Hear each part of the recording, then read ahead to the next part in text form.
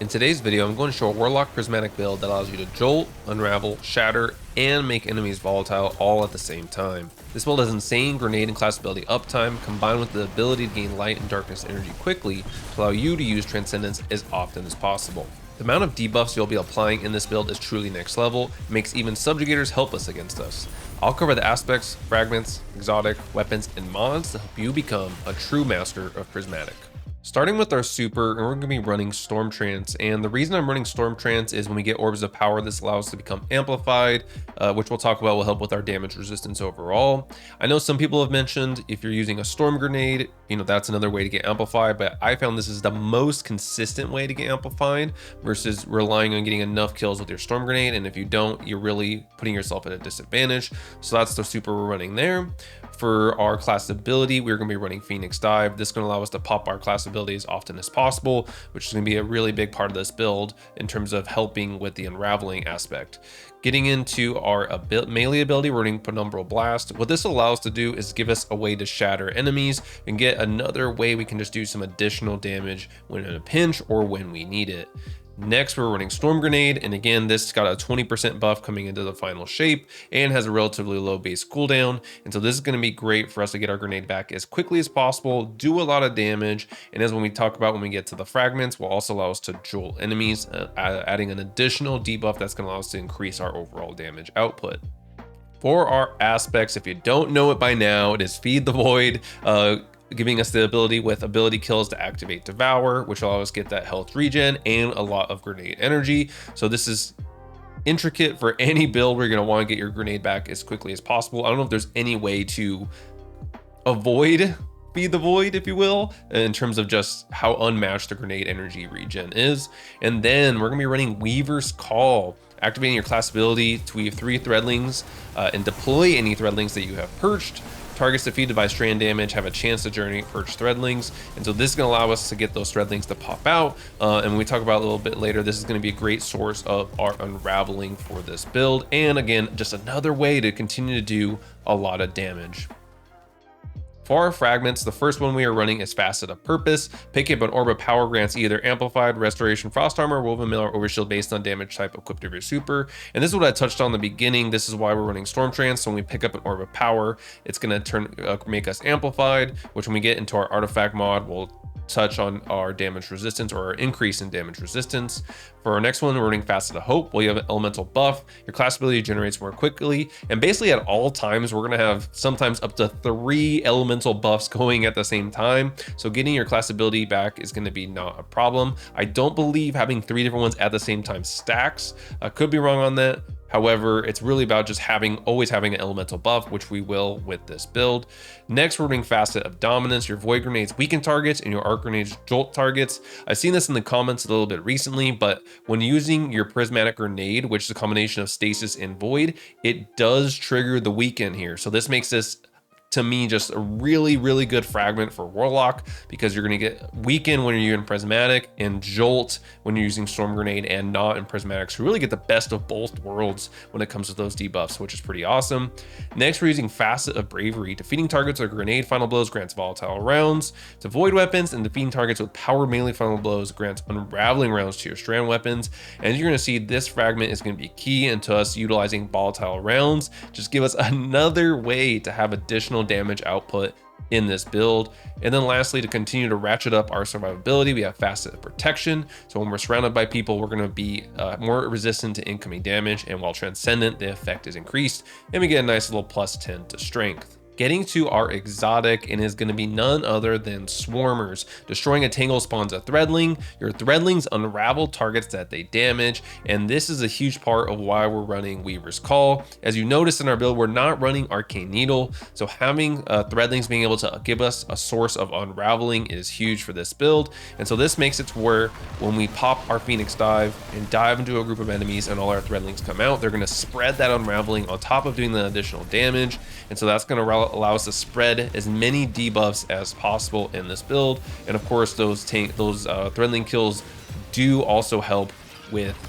triggering Devour, as well as if we get a kill, those will spawn a Threadling, a Tangle, and then when we shoot those tangles and we are using the artifact for the tangles, this will give not only a bigger detonation as well when using a strand weapon, but also more threadlings will come out, spreading more of that unraveling. So it just allows you kind of infect everything with unraveling, which is pretty awesome.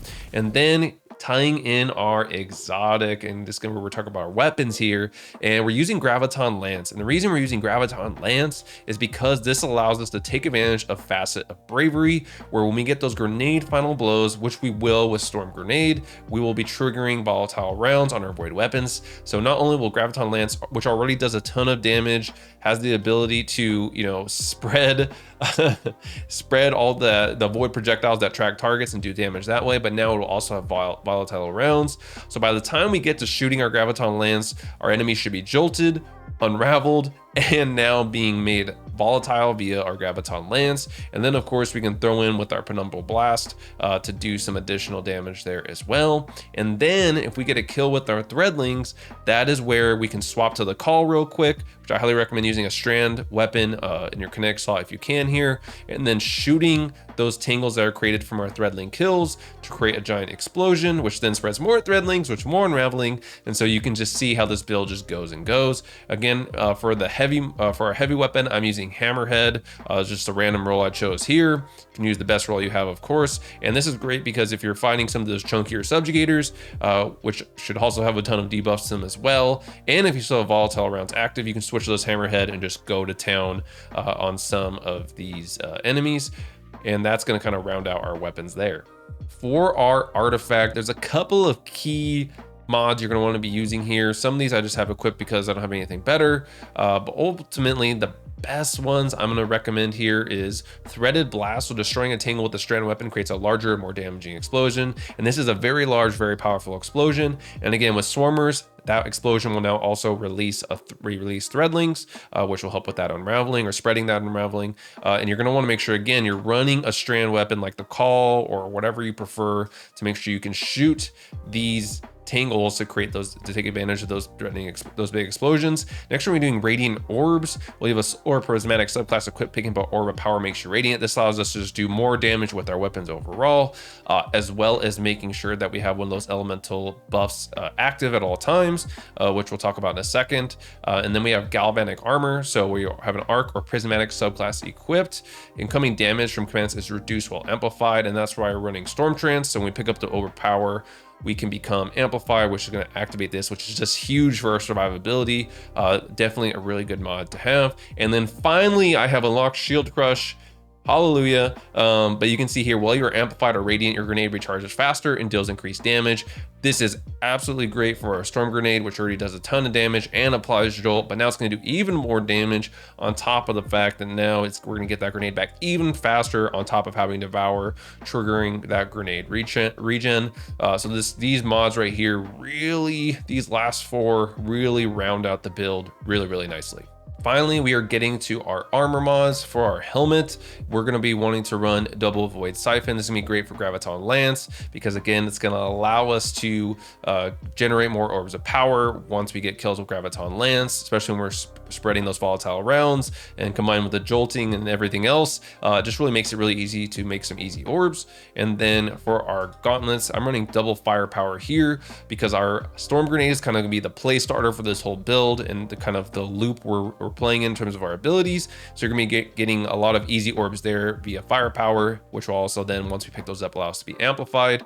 And then grants class ability energy when you cause damage with a grenade, and that is Bolstering Detonation. This can allow us to just get our class ability or Phoenix Dive back a little bit quicker, so that way we can be activating Weaver's Call and shooting out those Threadlings when we pop our Phoenix Dive, which will also give us more health as well. For our chest piece, just your standard damage resistance mods here. For the Swarmers, I'm running just additional survivability because I feel like our damage output overall in this build is already insane, and we're gonna be running better already. Recuperation and Invigoration, all different things that can help us or replenish our health. I am running Invigoration just because, give me a little bit better melee cooldown for when I want to use my Penumbral Blast, which is super helpful. And then lastly, for our Warlock Bond, just a standard bomber and outreach. So when we use our class ability, we're gonna be boosting our melee and grenade cooldown along with Reaper. So once we get kills after using our class ability, we're gonna get another easy orb of power, which with this build, you do get it quite a lot, because once you do that Phoenix dive, which is your class ability, you're going to shoot out those threadlings, which are going to usually kill at least 1 or 2 enemies on top of spreading the unraveling. And then that's going to give us a really easy orb of power, especially in this build. So Reaper, huge here on this build.